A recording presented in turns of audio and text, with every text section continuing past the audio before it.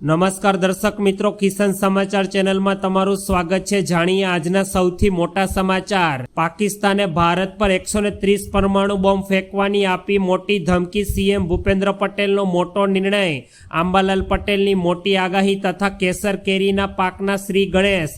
તો પાકિસ્તાનના નાગરિકોને ગૃહમંત્રી અમિત શાહનો કડક સંદેશ। તો 1 મેથી દેશમાં થવા જઈ રહ્યા છે મોટા ફેરફાર। પશુપાલકો માટેના મોટા સમાચાર અને ખેડૂતોને માત્ર 2 દિવસની ચેતવણી। પાકિસ્તાન હવે ટીપે ટીપું પાણી માટે તરસશે તો જમીન માલિકો માટે મોટો નિર્ણય। ખેડૂતોને વીજ જોડાણમાં રાહત। અને આ સાથે જ આજના સોના ચાંદીના ભાવ વિશે જાણીએ તે પહેલાં કિસાન સમાચાર ચેનલમાં નવા હોય તો ચેનલને સબસ્ક્રાઇબ કરીને વિડીયો લાઇક કરી દેજો। આજના સૌથી મોટા સમાચાર, ભારત પર 130 પરમાણુ બોમ્બ હુમલો કરવાની મોટી ધમકી। પાકિસ્તાનના રેલવે મંત્રી હનીફ અબ્બાસીએ ભારતને કડક ચેતવણી આપતા કહ્યું છે કે જો તેઓ અમારું પાણી પૂરું પાડવાનું બંધ કરશે તો અમે યુદ્ધ કરવા માટે તૈયાર છીએ। કાં તો સિંધુ નદીનું પાણી પાકિસ્તાનમાં આવશે, કાં તો અમે અમારું લોહી વહાવશું। અમે ગોરી, શાહીન, ગઝનવી અને 130 પરમાણુ શસ્ત્રો ફક્ત ભારત માટે જ રાખ્યા છે। અબ્બાસીએ કડક સૂચના આપતા કહ્યું કે અમારા અધિકારીઓ અને મિલિટરીઓ સંપૂર્ણપણે તૈયાર છે, જરૂર પડે સેનાના નિર્દેશ મુજબ કાર્ય કરશે અને જો આવનારા સમયમાં ભારત પાણી શરૂ નહીં કરે તો અમે ભારત સાથે યુદ્ધ કરવા માટે તૈયાર છીએ। ત્યારબાદના બીજા મોટા સમાચાર, સીએમ ભૂપેન્દ્ર પટેલનો ગુજરાતની જનતા માટે લીધો મોટો નિર્ણય। વહીવટી કામગીરીને વધુ પીપલ સેન્ટ્રિક બનાવવા માટે કુલ 10 મહત્વપૂર્ણ ભલામણો આપવામાં આવી છે। ગુજરાત સરકાર દ્વારા 10 ભલામણો 1 મે 2025થી લાગુ કરી દેવામાં આવશે। હવે સમગ્ર ગુજરાતમાં શૈક્ષણિક સંસ્થાઓ સિવાય તમામ સરકારી કચેરીઓના કાર્યમાં સરકાર દ્વારા એક મોટો ફેરફાર કરાયો છે અને 9:30 વાગ્યાથી લઈને સાંજના 5 વાગ્યાને 10 મિનિટ સુધી ખુલ્લી રાખવાનો ઉદ્દેશ્ય સરકારે હાથ ધર્યો છે, જેથી હવે આવનારા દિવસોમાં કર્મચારીઓની પણ કાર્યક્ષમતા વધશે અને વર્ક લાઈફ બેલેન્સ જળવાઈ રહેશે અને લોકોને પણ સરકારી કામોમાં જે અટકાયત ઊભી થતી હતી તેનું નિરાકરણ આવશે। તો હવે આવનારા સમયમાં શૈક્ષણિક સંસ્થાઓ સિવાયની તમામે તમામ સરકારી કચેરીઓના કાર્યક્રમમાં ફેરફાર કરી દેવામાં આવ્યો છે। ત્યારબાદના સૌથી અગત્યપૂર્ણ સમાચાર, પાકિસ્તાનના નાગરિકોને ગૃહમંત્રી અમિત શાહનો કડક સંદેશ। પહેલગામ હુમલા બાદ ગૃહ મંત્રાલયે એક મોટો નિર્ણય હાથ ધર્યો છે। તેમણે પાકિસ્તાન સંબંધિત તમામ પ્રકારના વિઝાઓ રદ કરવાના અત્યારે તત્કાલ નિર્દેશ આપ્યા છે। ગૃહમંત્રી અમિત શાહે તમામ રાજ્યોના મુખ્યમંત્રીઓ સાથે વાતચીત કરી લીધી છે અને બધા મુખ્યમંત્રીઓને શક્ય તેટલી વહેલી તકે તેના રાજ્યમાં રહેતા પાકિસ્તાનના લોકોને દેશ નિકાલા માટે અને રાજ્યમાંથી દૂર કરી દેવા માટેના કડક સૂચન આપ્યા છે। કેન્દ્રીય ગૃહમંત્રી અમિત શાહે મુખ્યમંત્રીઓને પાકિસ્તાનના નાગરિકોની યાદી તૈયાર કરી કેન્દ્ર સરકારને મોકલવાનું જણાવ્યું છે અને સખ્ત અને કડક કાર્યવાહી કરવાની માંગણી પણ કરી છે। ત્યારબાદ કેસર કેરીના શ્રી ગણેશ। કેસર કેરીના રસિકો માટે અત્યારે મહત્વપૂર્ણ અને ખુશીના સમાચાર સામે આવ્યા છે। આજથી તાલાળા માર્કેટિંગ યાર્ડમાં કેસર કેરીની હરાજીની શરૂઆત થઈ ગઈ। આ વર્ષ ગત વર્ષ કરતાં 5 દિવસ વહેલી હરાજીની શરૂઆત થઈ ગઈ છે। પ્રથમ 10 કિલોના બોક્સની 14,000માં ગૌશાળાના લાભાર્થે હરાજી કરવામાં આવી હતી। કેસર કેરીના 10 કિલોના એક બોક્સનો સરેરાશ ભાવ 700 રૂપિયાથી લઈને 1500 રૂપિયા સુધી રહ્યો હતો। તો આ વર્ષે કેસર કેરીનું મબલક ઉત્પાદન થયું છે તેવું ખેડૂતો પણ જણાવી રહ્યા છે અને ગત વર્ષ કરતાં આ વર્ષે કેરીનો પાક સારો આવ્યો છે। ત્યારબાદના અગત્યપૂર્ણ સમાચાર, આંબાલાલ પટેલની સૌથી મોટી આગાહી ગુજરાત રાજ્યને લઈને। હવામાન નિષ્ણાત આંબાલાલ પટેલે ગુજરાત રાજ્યને લઈને મોટી આગાહી કરી છે અને એપ્રિલના એન્ડમાં તાપમાન 40થી 44 ડિગ્રી સુધી પહોંચી શકે છે તેવી આગાહી કરી। 30 એપ્રિલથી 8 મે વચ્ચે આંધી વંટોળ સાથે રાજ્યના વિભિન્ન ભાગોમાં વરસાદ થવાની પણ શક્યતા વ્યક્ત કરાઈ છે। તો 8 મેના આસપાસ કેટલાક ભાગોમાં પવનના તોફાન સાથે વરસાદ થવાની શક્યતા છે। તો બીજી બાજુ ઉત્તર ગુજરાતમાં ગાજવીજ સાથે વધુ વરસાદ અને અમદાવાદ, ગાંધીનગર, વડોદરામાં પણ હવામાનમાં પલટો આવશે તેવી આગાહી કરાઈ છે।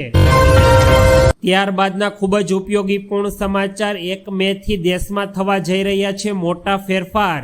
એટીએમ નેટવર્કના ઓપરેટરો તથા વ્હાઇટ લેબર એટીએમ સેવા પ્રદાન કરતા સમક્ષ ઇન્ટરચાર્જ ફી વધારવાનો પ્રસ્તાવ મૂક્યો હતો, જેને આરબીઆઈ એટલે કે રિઝર્વ બેંક ઓફ ઇન્ડિયા દ્વારા મંજૂરી આપી દેવામાં આવી છે, જેથી હવે 1 મે થી આ નિયમ લાગુ થઈ રહ્યો છે।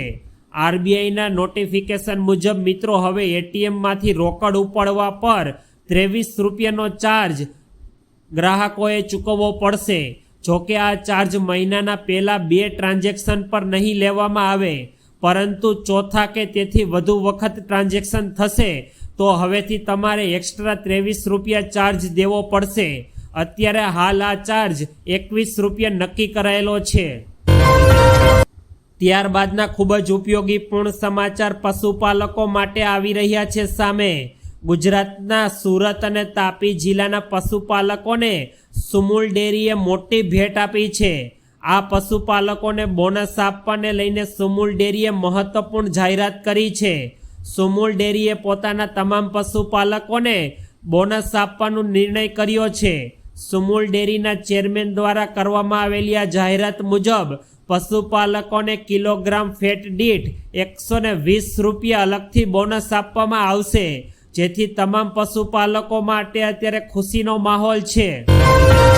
ત્યારબાદના ખૂબ જ કડક અને ચેતવણીપૂર્ણ સમાચાર, ખેડૂતોને માત્ર 2 દિવસની ચેતવણી। પહેલગામ આતંકી હુમલાને લઈને ભારત પાકિસ્તાનની સરહદ પર અત્યારે હાઈ એલર્ટ છે। બીએસએફે સરહદ નજદીક રહેતા ખેડૂતોને 2 દિવસમાં ઘઉંની લણણી કરવાનો આદેશ આપ્યો છે। પહેલગામ આતંકવાદી હુમલા બાદ ભારત અને પાકિસ્તાન સરહદ પર અત્યારે તણાવપૂર્ણ વાતાવરણ સર્જાઈ ચૂક્યું છે। આ કારણે બીએસએફે સરહદને અડીને આવેલા તમામ ગામોને તાકેદારી વધારવાની કીધી છે અને ખેડૂતોને 2 દિવસમાં પોતાનો પાક લણી લેવાનું કહ્યું છે, કારણ કે જો આવનારા સમયમાં કોઈ પણ તણાવપૂર્ણ સ્થિતિ થાય તો ખેડૂતોના પાકને કોઈ પણ જાતનું નુકસાન ન પહોંચે તે માટે અત્યારે સરકારે ખેડૂતોને 2 દિવસમાં પોતાના પાકને લણી લેવા માટેના કડક આદેશ આપ્યા છે। ત્યારબાદ CR પાટીલે પાકિસ્તાનને આપી સૌથી મોટી ધમકી। જળ સંસાધન મંત્રી CR પાટીલે કહ્યું કે પાકિસ્તાનને નદીના પાણીનું એક પણ ટીપું નહીં મળે તેની કાર્યવાહીને અત્યારે સરકાર દ્વારા મોટી પ્રાથમિકતા આપવામાં આવી રહી છે। તેમનું કહેવું છે કે સિંધુનું પાણી પાકિસ્તાનમાં પહોંચતું રોકવા માટે તેઓ અત્યારે કેન્દ્રીય ગૃહમંત્રી અમિત શાહ સાથે બેઠક યોજી આવનારા સમય માટે રોડમેપ તૈયાર કરી લેવામાં આવી રહ્યો છે। 3 વિકલ્પો પર અત્યારે ભારત સરકાર દ્વારા ચર્ચા કરવામાં આવી રહી છે।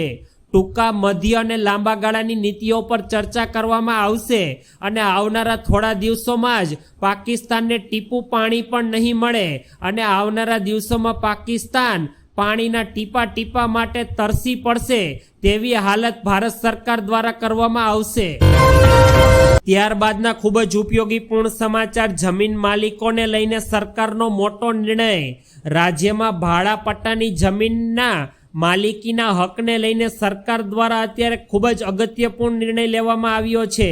7 વર્ષથી 30 વર્ષના ગાળામાં ભાડા પટ્ટાની જમીન કાયમી કરવાનો નિર્ણય સરકાર દ્વારા હાથ ધરાયો, જેમાં જંત્રીની રકમ 15 થી 60% વસૂલાત કરાશે તો જમીનના કાયમી કરી દેવામાં આવશે। જોકે SC, ST અને OBCમાં આમાં 20%ની રાહત આપવામાં આવશે, જેથી આવનારા દિવસોમાં સરકાર દ્વારા જંત્રીની રકમમાં મોટો ફેરફાર કરી લોકોને રાહત આપવાનું કાર્ય કરવામાં આવશે।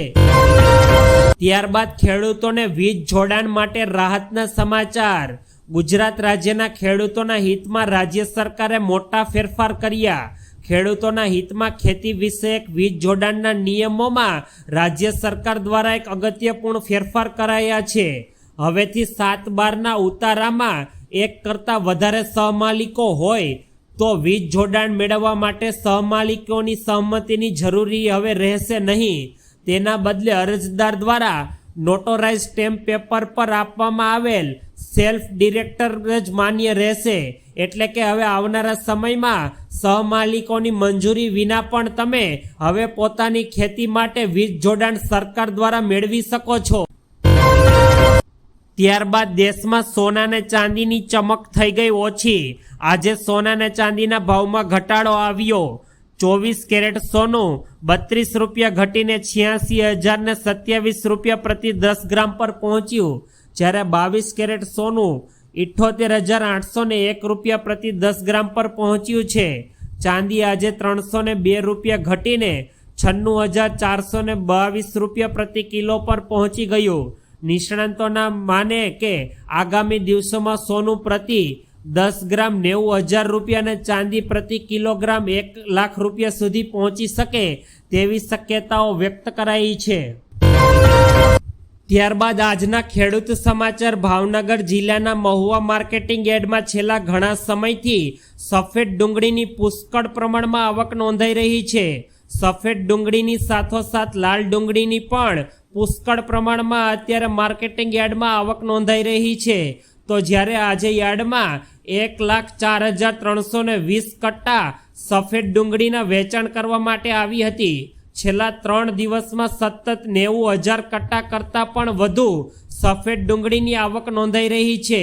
જ્યારે સફેદ ડુંગળીના ભાવ માર્કેટિંગ યાર્ડમાં 200 રૂપિયાથી લઈને અત્યારે 313 રૂપિયા સુધી ખેડૂતોને મળી રહ્યા છે.